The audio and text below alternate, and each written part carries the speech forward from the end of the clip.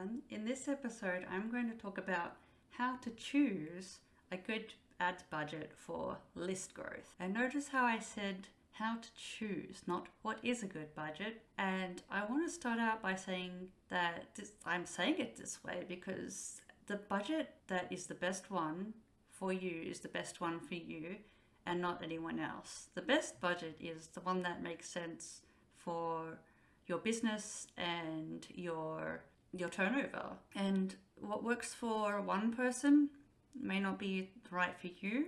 Having said that, there are benchmarks and there are averages you can use to sort of give yourself a bit of a benchmark. But I want to propose it to you this way.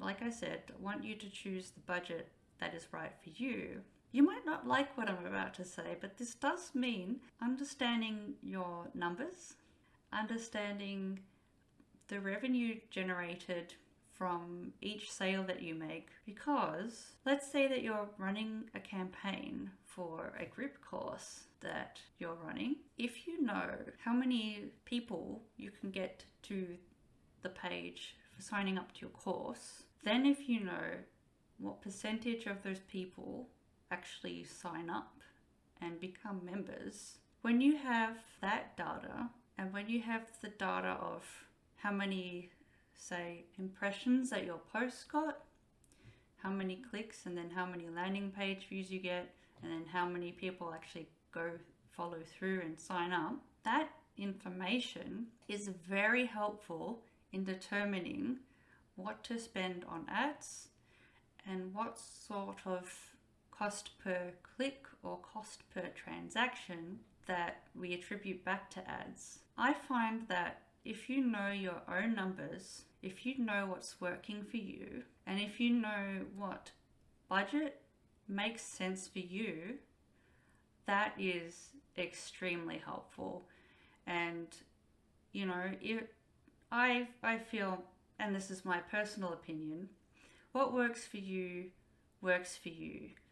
Comparing yourself to others, it can help guide you, or it can make you feel bad that you're maybe not doing as well. So choose carefully whether or not you look at what other people are doing.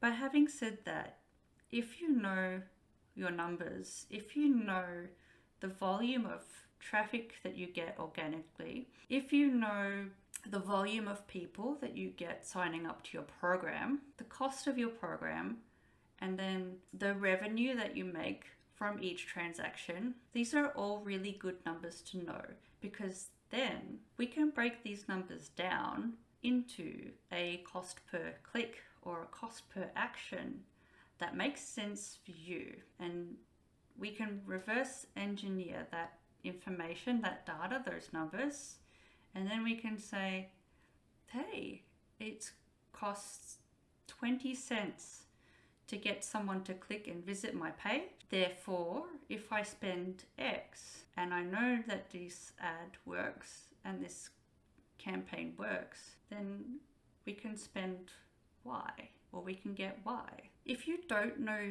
these numbers, there's going to be a lot of guesswork involved, and I can understand it being very stressful, especially if you've never run ads before. So just to give some generalizations, if you can get people, if you run an ad campaign to get people signing up to your email list, your mailing list, and the cost per lead, the cost per person added to your list is under $2 per sign up, that is awesome.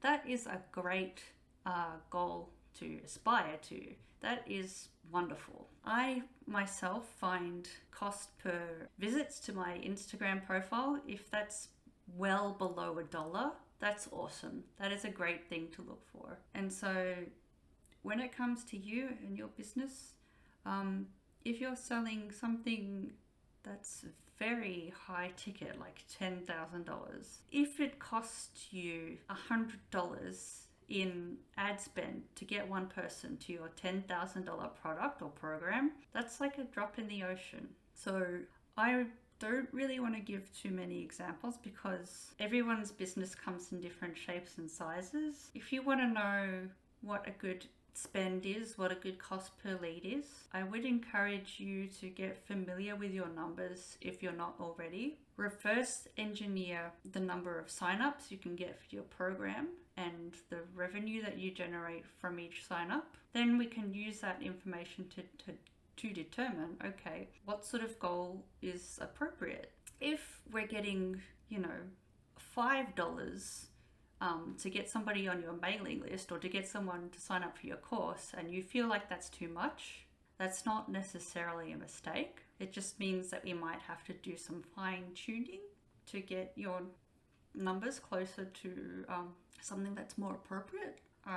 This isn't really like a black and white thing. It can be very flexible. Also, I want to refer back to my previous podcast episode where I talked about validating whether or not you're ready for ads or whether or not they're going to work for you. If you can get organically without ads 2% or even 5% of website visitors converting into customers, that is a good healthy sign that ads can work for you. And we can use that number, that 2% or that 5%, and engineer based on your revenue and how much organic traffic that you have. We can engineer a budget that makes sense.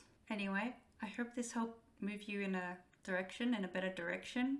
I'd love to invite you to stick around and listen to more episodes because I really love talking about ads and I really love seeing businesses succeed and not waste their money. I like it when budgets actually bring a return on investment. So if you've got a concern about your budget and you'd like to discuss it privately, that's totally appropriate. I don't think it's appropriate to talk about an individual's budget on a public podcast like this. But I am happy to have a look at your stats and provide some guidance. Otherwise, I hope you stick around and I look forward to seeing you and speaking with you in the next episode.